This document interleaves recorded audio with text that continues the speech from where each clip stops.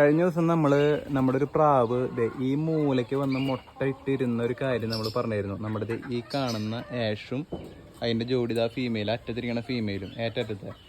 അപ്പം ഞാനിന്നിവർ ജസ്റ്റ് ഇപ്പോൾ കഴിഞ്ഞ ദിവസം ഈ മുട്ട ഇരിക്കണതൊക്കെ അത്ര പന്തിയിട്ട് തോന്നാത്ത കാരണം കൊണ്ട് തന്നെ ഞാനെന്ത് ചെയ്തേ, പ്ലാസ്റ്റിക്കിൻ്റെ ഒരു പണ്ടൊക്കെ ഞങ്ങൾ ടെറസിൻ്റെ മേലെ മുട്ട അടിയിരിക്കാൻ വേണ്ടി വെച്ച് കൊടുത്തിരുന്നൊരു പാത്രമുണ്ട്. ആ പാത്രം ഞാൻ എന്താ ചെയ്തതെന്ന് വെച്ചിട്ടുണ്ടെങ്കിൽ വളച്ച് കൂട്ടിയിട്ടതേ ഈ വാതിലില്ലേ, ഇതിൻ്റെ കൂടെ അതിനെ മടക്കി ഒട്ടിക്കാറാക്കിയിട്ട് ഞാൻ എന്താ ചെയ്തതെന്ന് വെച്ചിട്ടുണ്ടെങ്കിൽ ഇതിൻ്റെ ഉള്ളിലേക്ക് ഞാൻ കണ്ട് തിരികെ കയറ്റി വെച്ചു. എന്നിട്ട് ഏറ്റവും അടിയിൽ ഇവർ ചവിട്ടും ഈ പാത്രം അറിയാതിരിക്കാൻ വേണ്ടിയിട്ട് ഒരു കുറച്ച് ശരൽ മണ്ണൊക്കെ ആയിട്ട് ഞാൻ ഇട്ടു. എന്നിട്ട് അതിൻ്റെ മേലെ കുറച്ച് ചവറുകൾ, ചപ്പ് അങ്ങനത്തെ സാധനങ്ങളൊക്കെ വെച്ചിട്ട് അതിൽ വെച്ചു. അവരതിൽ ആ മുട്ട ഞാൻ ഒരെണ്ണെടുത്ത് അതിൽ വെച്ചു. രണ്ടാമത്തെ മുട്ട അവർ കറക്റ്റായിട്ട് ഇതിലിട്ടു. ഇപ്പോൾ ഇവർ കറക്റ്റായിട്ട് ഇതിൽ അടിയിരിക്കുന്നുണ്ട്.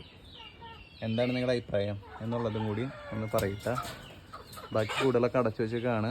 ഏറ്റവും അറ്റത്തെ ആ ഒരു കൂട് മാത്രം തുറന്നു വെച്ചേക്കാണ്. ഇതിന്നലൊക്കെ കഴിഞ്ഞിട്ട് നമ്മുടെ പെൺപ്രാവ് നമ്മുടെ കൂട്ടിലേക്ക് ഇത് അടിയിരിക്കുന്നുണ്ട് കേട്ടോ.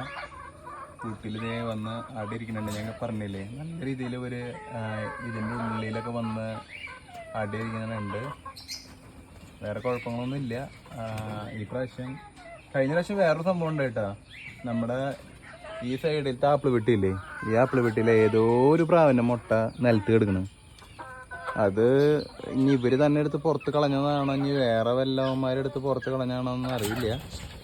പുറത്ത് വളർത്തണോണ്ട് നമുക്ക് ദോഷം തോന്നിയ ഒരു കാര്യം, അതായത് ബുദ്ധിമുട്ട് തോന്നിയ ഒരു കാര്യം എന്ന് പറഞ്ഞു കഴിഞ്ഞാൽ ഈ വക ബുദ്ധിമുട്ടുകളാണ്.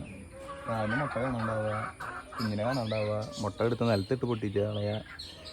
എന്താ സംഭവിക്കണമെന്ന് അറിയില്ല, കണ്ടുപിടിക്കണം എന്തായാലും. ഇത്രയുള്ളൂ കേട്ടോ.